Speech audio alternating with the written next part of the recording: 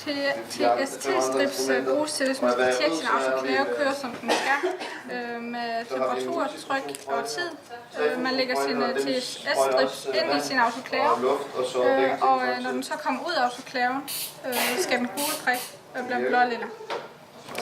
Og den autoklavebrint bruges til at se, om ens autoklave har kørt, som den skal, med sin processor.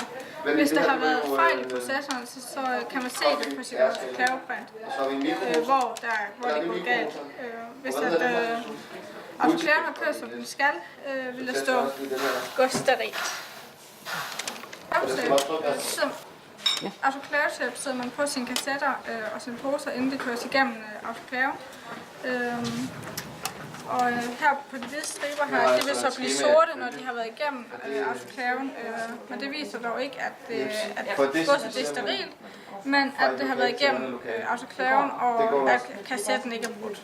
Yes. Men det gør man ellers for ikke at tage bakterier? Autoklaven den tjekkes en gang om måneden med en sporprøve. Sporprøven den lægges ind i en kassette eller en pose i autoklaven. Og når den kommer ud af autoklaven, skal den så gerne være blevet lilla.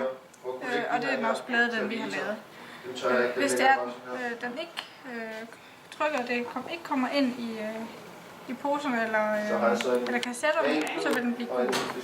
Og man tjekker den efter 24 timer og efter 48 timer, og der er den stadigvæk lilla.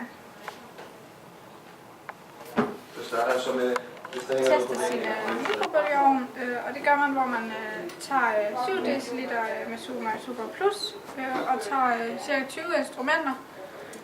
Og det gør man 3 gange, og man tager det på den højeste effekt.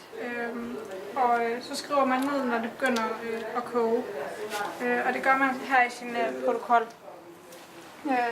Og det gør man 3 gange, og det samme gør man med 8 dl, der man kan putte en TCI med bord.